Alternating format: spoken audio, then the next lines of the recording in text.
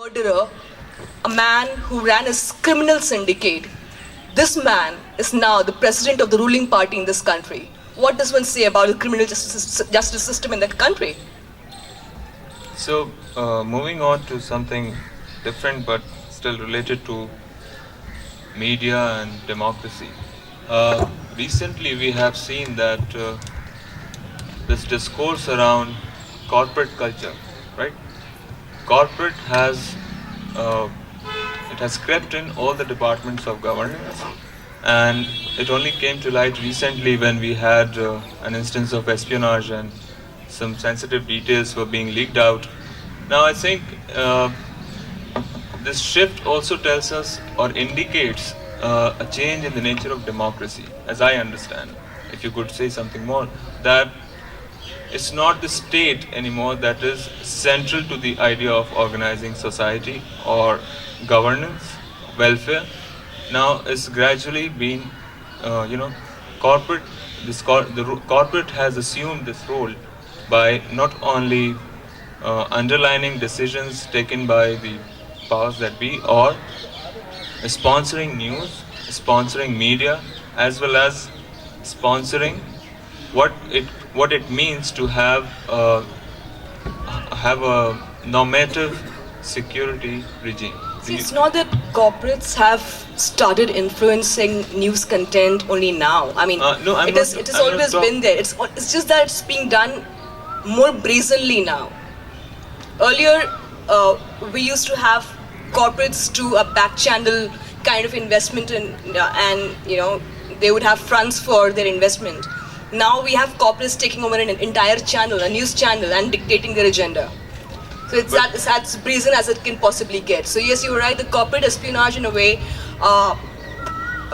exposes that dark underbelly of journalism. I mean, that we know but we don't want to talk about.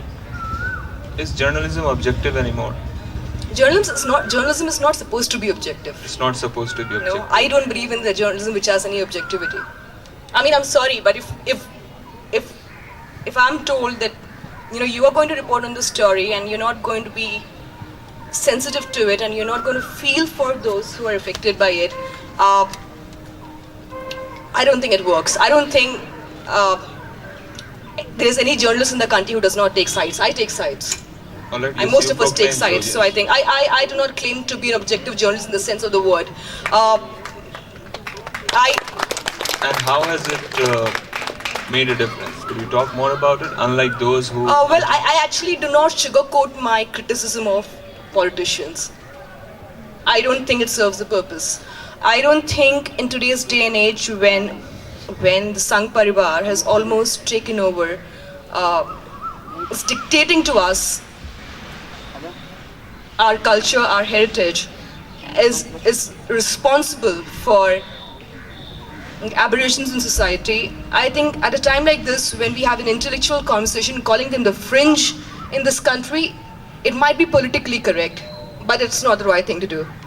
I think the fringe, as I said earlier in a column, that the fringe is now a mainstream in India, and I don't. If it's not objective, then I'd rather not be objective. What is new about the recent right-wing influence? When we compare it with the pre-Mandal and Mandir era of, Sangh's ideology. So do you think that there's something new, there's something that has been reworked, and there's something that gels better than it would have earlier? Do you think so? Vis-a-vis journalism? No, I'm talking about, when we talk about right-wing influences in our cultural institutions, educational institutions, do you think, has it been like that even before during the days of, let's say... Well, what Smriti Irani is doing today is no different from what Murli Manohar Joshi did when he was the HRD minister. It's just that we expected, But don't you think that was more brazen and that was more... it was done with a sense of rightful conviction. Then now it is... Well, what happened in Aligarh Muslim University was equally brazen when an educational institute was made the subject of a political fight. But it always assumes the language of a liberal language, right? So do you think that there is... You mean there is a liberal discourse to it? Yes, which complements the, this right-wing shift. I think in we had certain much. instances? I think we had many more forthright writers earlier. We had more. We had much. We had writers earlier who were much more straightforward than we have writers today. Okay, That's a personal belief. I think we are, for some reason, uh, I guess it's a corporate culture, but journalists are not willing to take that one extra step forward and writing what they feel is the right What thing. about public intellectuals who I think public intellectuals are doing a great job. they're doing a great job? They're doing a great job. I think they're sticking their neck out and speaking out, and that's what is promising for me at this point of time. I do have great hope in the intellects in the common man of this country. Beyond, I think this narrative which we now see is a part. I mean, is all political. At the end of the day, the common man in this country, I still believe, is truly secular. You know, in his DNA. So, I would ask one more question and then I'll wrap it up. That why is it that people like you who would rather prefer to work as independent journalists than face producers and directors like those? Nobody gives us a job here. No, but I'm getting at something more. What do you think it's about the nature of story that you're doing, which does not allow, not merely because of certain editorial guidelines, but it's about the nature of story itself, which exceeds the. See, I'll tell you something. So, from the time I left Tehelka, unfortunately, in 2013 December, I mean, I have great regards for Tehelka and the iconic work that the organization stood But some for. people think that it's just a democratic safety valve. You know, it works as a safety valve of a pressure cooker, and You mean Tehelka? yeah, I have heard that, so I thought I should put it across to you. Well, I think Tehelka was responsible for some of the path-breaking investigations in this country, and I think we cannot take that away from the organization, and I hold it in the highest regard. I believe that whatever I am today, a good part of it is because of my work at Tehelka. What happened later it's something which is very unfortunate. After having left Tehelka, I got offers from about 4 different media organizations, including 2 magazines, 1 newspaper, and 1 television channel, with a caveat, with this line which is very neatly put in. Kirana, just try to be, accommodative when it comes to Narendra Modi. So yeah, so I know how to accommodate Narendra Modi and Amit Shah. Yeah? I mean, believe me. So I guess the day I get to accommodate them, I might get a job. But at the moment, I'm jobless, so I'd like to call it being an independent journalist. So that's more that lends it the heft. On a more serious note, it's very difficult to be a journalist at a time like this, and also I'm very privileged to be a journalist at a time like this, because this is the time when when everything that you stand for is being tested. Okay. And this is the time when you need to come out with what you think is the right thing to do, and the right thing to do is speak the truth to power. And as you know, I quoted Alvin Jones, is a very, very, very dear friend and a favorite journalist of mine from Guardian. What we are doing right now, speaking for the minorities, speaking for the underprivileged, is an unpopular battle, and history will judge us. And I hope history judges us kindly. And that's what we are doing. So we just hope that you guys take it from where we leave, because that is much needed. The pen needs you guys at this point of time. How do you differentiate between acts of terror perpetrated by supposedly fringe elements that we get to know on a daily basis, and that was rightly called as state repression, right? So, of course, we have use of force in both the cases. One is legitimate, another is illegitimate, and yet people have voiced their opinion against state terror.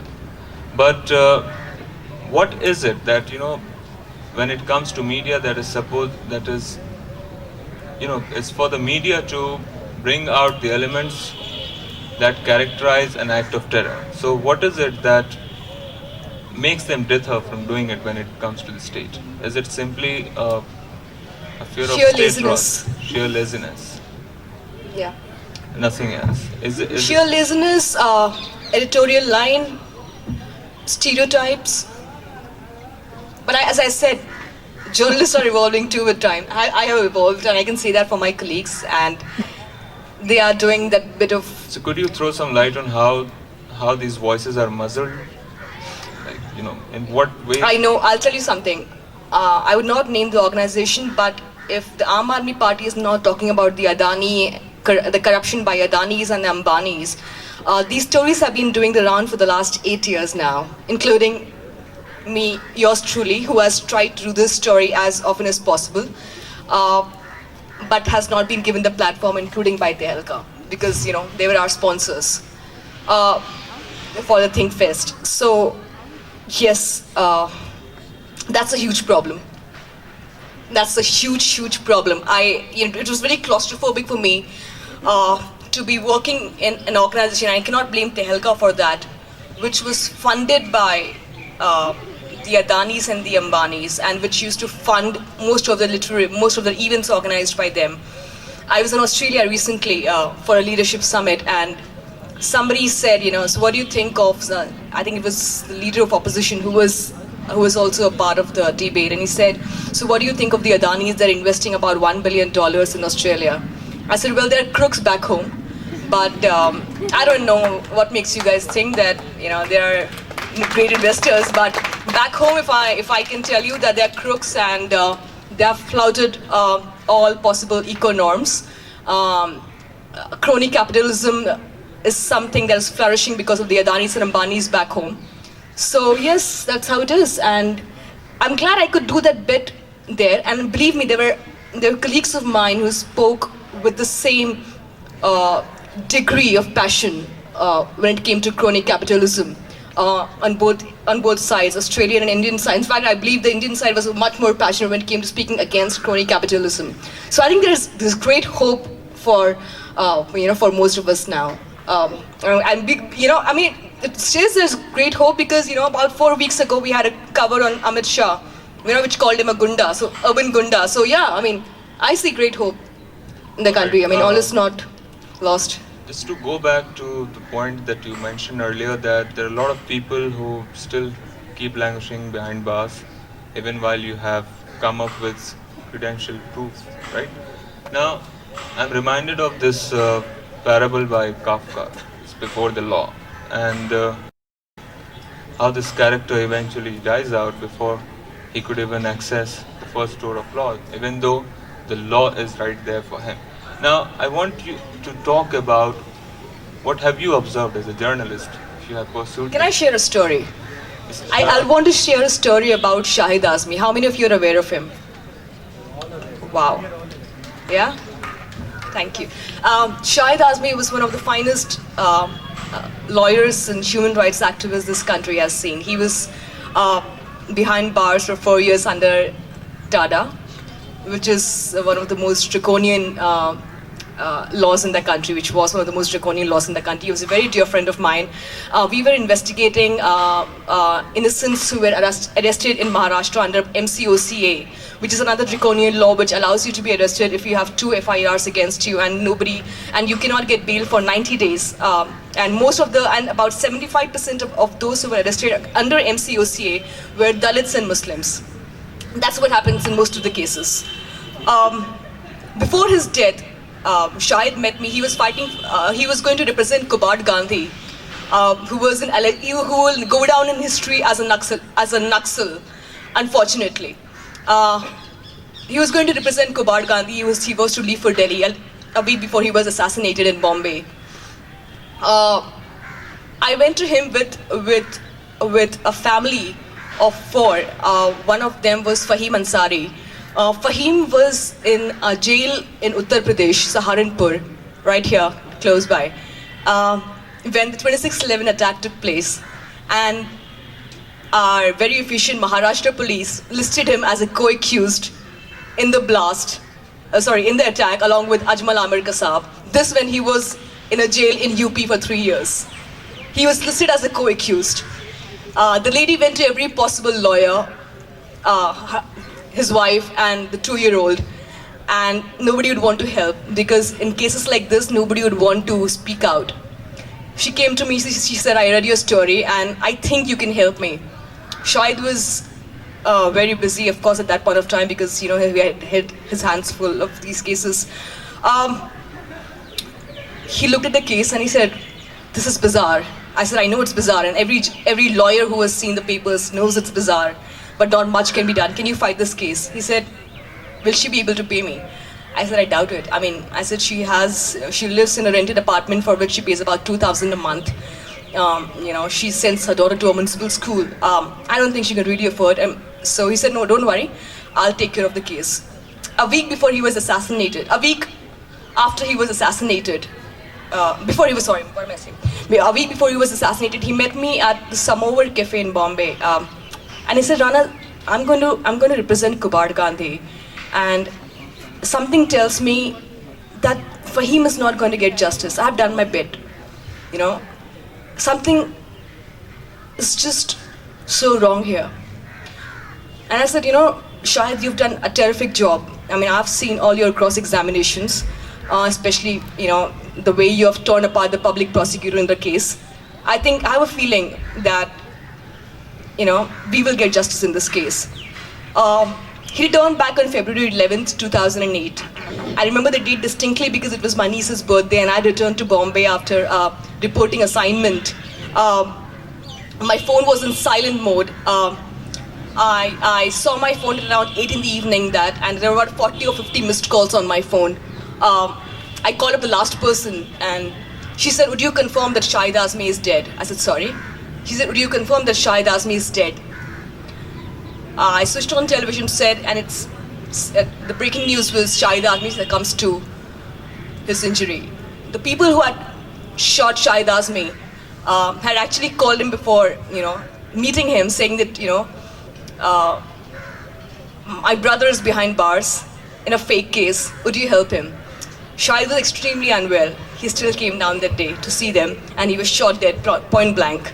Allegedly by the Indian intelligence agencies because the 7/11 train blast was something in which all the accused got clean shit because of Shahid Azmi. 3 weeks into Shahid Azmi's death, the Farhan Ansari and the other two co-accused in 2611 case were acquitted by the court of law. That says a lot. I mean, Shahid is no more to see.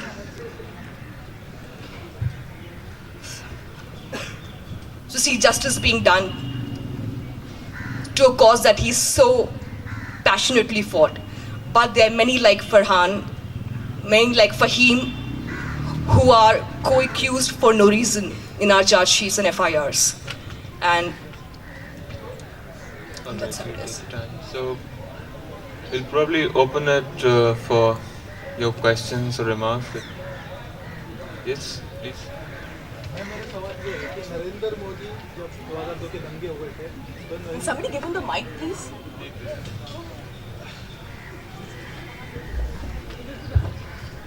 मेरा नाम Hisham है और मैं यहाँ से law कर रहा हूँ। मेरा सवाल ये है कि 2002 के जब दंगे हुए थे तो बाद में एक वीडियो निकला था जिसमें बाबू बजरंगी ने कहा था कि पूरा जो कांड हुआ है 2002 का उसमें नरेंद्र मोदी की वो थी, उसमें उनका हाथ था, उन्होंने कहा था तुम कांड करो मैं तुम्हें बचाऊंगा। ये साफ साफ बोला था, स्टिंग ऑपरेशन चला था, उसकी साफ साफ वीडियो थी, उसके बेसिस पे वो सेशन कोर्ट ने उनको वो भी किया कि हाँ ये बहुत गलत किया, मैं इसमें जजमेंट नहीं दे सकता हूँ, इसलिए मेरी जान को खतरा है। ठीक है, तो मैडम उससे आज प्राइम मिनिस्टर बना दिया, उसको काफ़ी लोग उसे सपोर्ट भी करते हैं उसकी आइडियोलॉजी की, तो उसमें मीडिया अब क्या रोल कर सकते हैं? मीडिया भी बायस हो गया। अब जैसे आप हैं, हम लोग हैं, खासतौर से हम लोग माइनॉरिटीज़ में अगर हम आवाज़ उठाते हैं तो हम मुस्लिम्स हैं तो हम माइनॉरिटी हैं। ठीक है, तो मैडम इतना बड़ा वो पूरा एविडेंस है, उनके पास पूरी वीडियो है जहां बाबू बजरंगी ने साफ साफ बोला है, उसको कंसिडरेशन में दिया नहीं गया और ये कह दिया कि नरेंद्र मोदी को क्लीन चिट दे दी। कैसे दे दिया मैडम? देखिए, नरेंद्र मोदी को क्लीन चिट देना तो मेरे हाथ में नहीं है, ना हम किसी जर्नलिस्ट के हाथ में है, किसी जर्नलिस्ट के हाथ में नहीं है। जहाँ तक नरेंद्र मोदी की कन्विक्शन का केस का सवाल है, मुझे लगता है मैं कोर्ट के जजमेंट के खिलाफ कोई कुछ नहीं कह पाएगा और ये गलत होगा, क्योंकि उसी कोर्ट ने अमित शाह को जेल भेजा था और उसी कोर्ट ने उन्हें मॉडर्न डे नीरो कहा था। It's extremely unfortunate that there was not much evidence in the case. So I mean, about there are thousands of like Babu Bajrangis in Gujarat, you know, who might say the same thing that he said, but that doesn't mean that doesn't enough evidence to get Modi behind bars. अच्छा ma'am, दूसरा सवाल ये है कि Parveen Togadia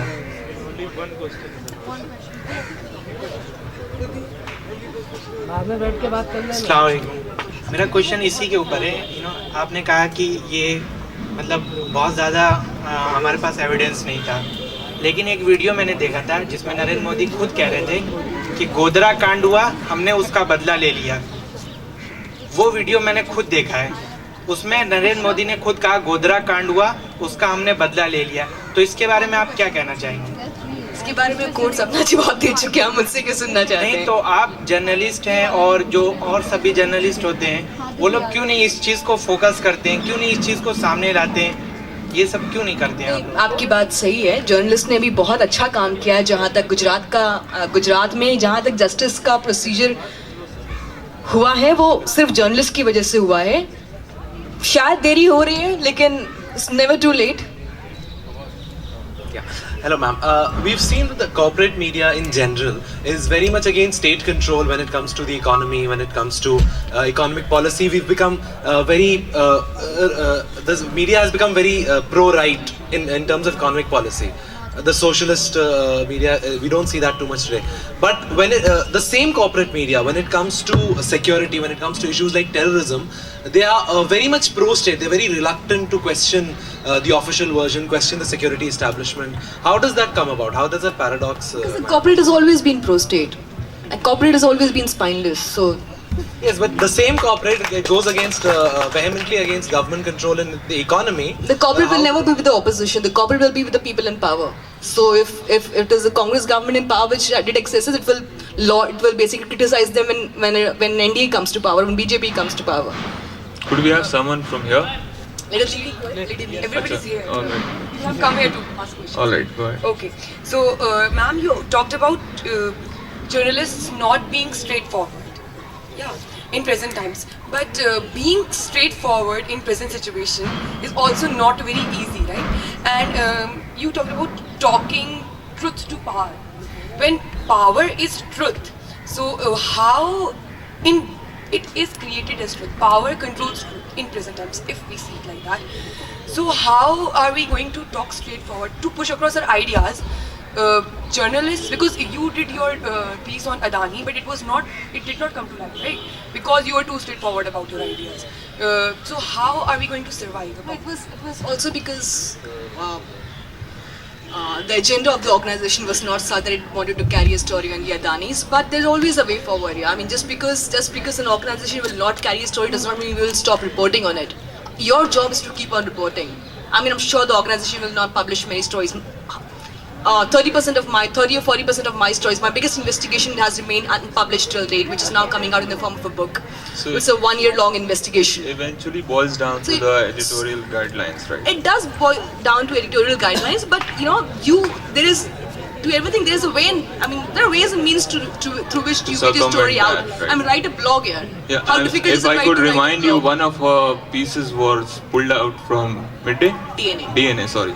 In which I call And yes, and Amit then- Shah's elevation is to the position of and- a president as a new law in Indian politics. Yes, but then there are always aberrations. This might just be the narrative in days to come, but that doesn't mean that you will stop writing. Why don't you start a blog post? Exactly. Why don't you write? Why don't you start blogging?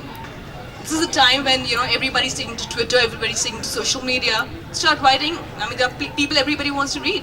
Everybody wants to read a new writer. Anyone else? Very well said, ma'am. Ma'am, you said that if your organization is not printing something, keep writing, right?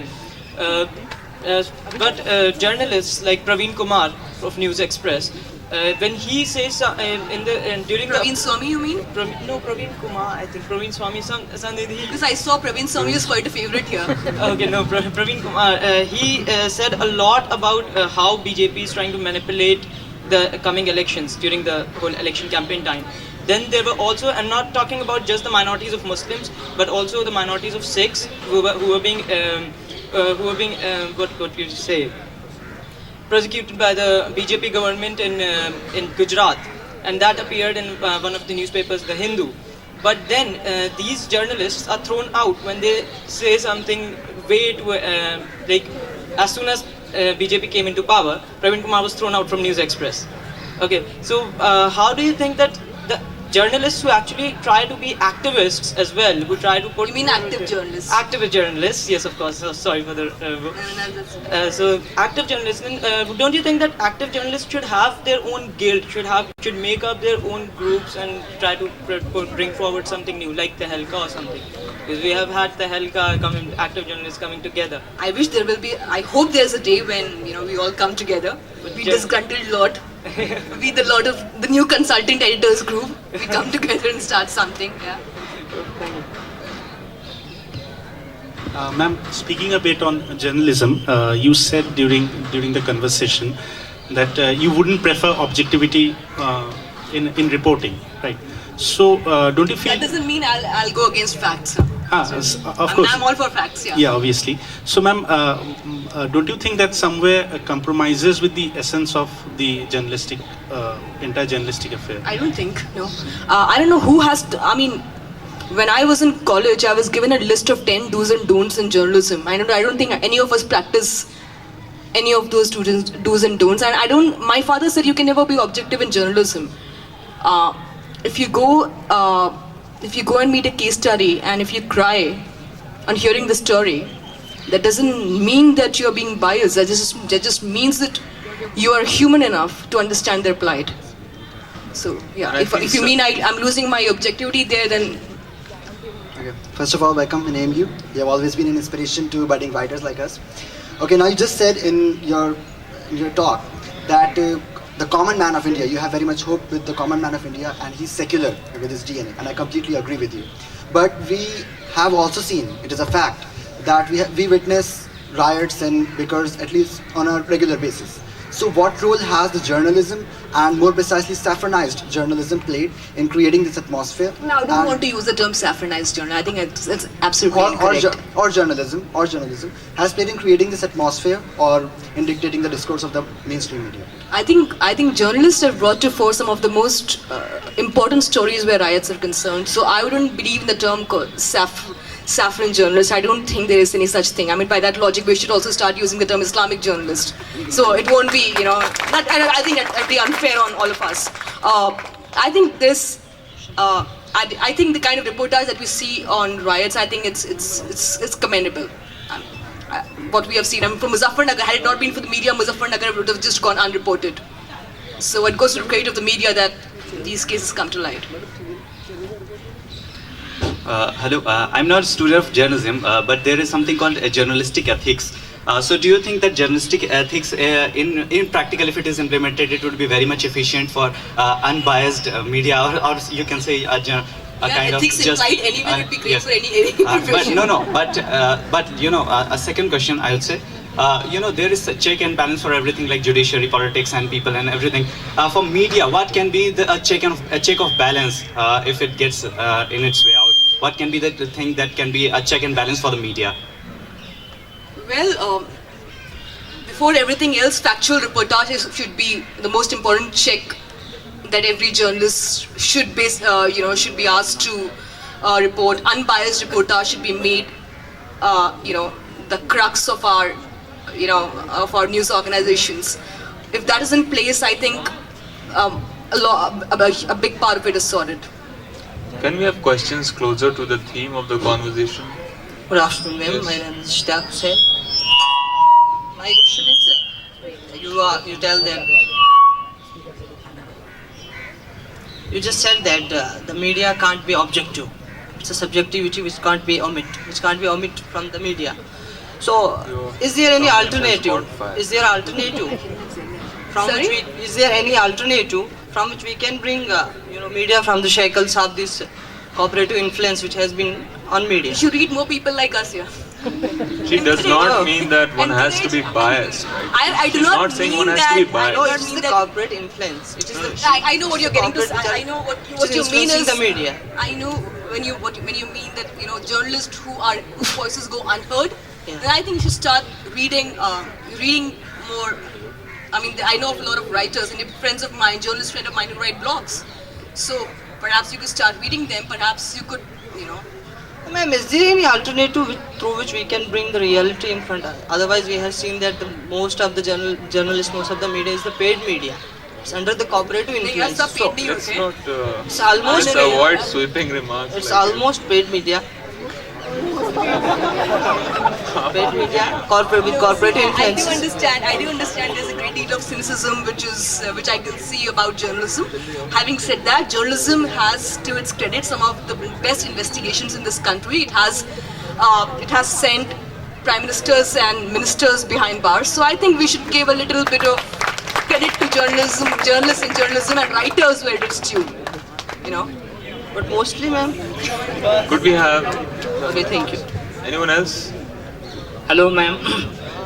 Ma'am, how would you react when the writers and activists like Arundhati Roy, Romila Thapar, and others, who has been under attack from the right-wing organization as well as political people of this country, who has been reporting about Kashmir, Naxal rights, and about the minorities of this country? What is your opinion about Arundhati Roy, Romila Thapar, and other writers like I hold them in very high esteem. I have great regard for them. But she has been under attack from the right-wing organization of this country for reporting about the Kashmir. By that logic, we would say even Taslima Nasreen or Salman Rushdie has been attacked from the other side, you know. So that does not, you know, take away from what they have done, you know. I mean, there, at any given point of time, there will be a counter narrative to your narrative. If I write something today, there will be 1,000 other people who will oppose what I write. That does not take away from what I have written. So I'm sure there's a great deal of opposition which Romila Thapar, she was my teacher. Arundhati Roy, I have high regards for her. But she's still widely there. She's still respected by most of us. Ma'am, she was charged by the right-wing organization under sedition for just writing about the Kashmiris and Naxalites. That's highly unfortunate. Good evening, ma'am. Ma'am, as you said that posting on Facebook and Twitter is going to help raise our voices. But in reality, what we see that when it comes to putting those ideas into actions, not many people show up. They don't come up when we want them to act. So the words remain words there. They are not converted into reality. We praise blogs, okay, this person has written this, but we don't act on it. So how can we bring those people into... what kind of action do you want to see? Like change in our society. Like, okay, we have written pieces always there. It's available everywhere. Blogs, people are writing blogs everywhere. But how can we ask people? Do your bit, condemn what is wrong. Just leave that. Just leave the result to the powers up there, perhaps to the courts. I mean, do your bit. I mean, I know where the cynicism is coming from, but you cannot. Cynicism is not right. It's not the solution to what we are facing these days. I know what you mean when you're talking about Facebook posts or Twitter posts. I mean, they might be very superficial at one level, but yes, there are various forums. I mean, you don't even have to write. You might just stand up for your colleague in class in your class. That's good enough. You know, do your bit. Do your bit. All right. Good evening, ma'am. This is going to be the last question. We are My almost out of question time. is, what has been the role of fiction in the establishment of a tolerant society? What role does fiction play in to establish a tolerant society? Storytelling, fiction. She's asking like, what is the role of fiction in, let's say, inculcating? You could ask that to Chandrahas tomorrow. Yes, I think it belongs to a different forum, and we have possibly a forum to do it. Yeah, we have Chandrahas here, and our first session tomorrow is with him. So probably that would be the appropriate time to ask this question.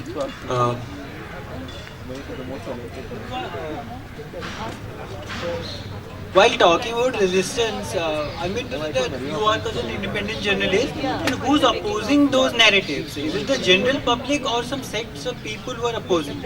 And if these people, the sects are opposing, why isn't the government silencing them? Rather, we are being silenced. And do you people need any security assurance from the government or any organization for writing these narratives? Well, we need security from the government itself, actually. There is a great deal of self-censorship which we see of late. You know, it's not censorship by the government; it's self-censorship. I think that's something which is doing a great deal of damage to journalism right now. So that's a huge problem. What if in case the government is getting biased in these matters? Government of the day will always be biased here. Which You government? have no which scope for government- these narratives. That's always been the story. It's not something that is taking place today. All right. Thank you everyone for your questions and comments. And if I could ask you to probably sum it up with words for potential journalists and people who can stand up for what you think is being fiercely pro-justice, is what you call yourself, right? I don't know what. Like, considering that these are mostly students on a campus, so do you want to Very share? inspiring students, I must add. Yeah, I mean, you guys. I mean, hats off to you all to have pulled out. I mean, to have basically, you know, finally University has a great cultural heritage. I mean, from Majaz to Nomani, you have some of the best literary luminaries who have studied here. So, it's never too late, and thank you all for having us here. And I look forward to spending the next 2 days with you all. Feel free to come by, have a chat, have a coffee. Yeah. Thank you. It was a pleasure having you here, and we hope to continue with the sessions. Thank you all.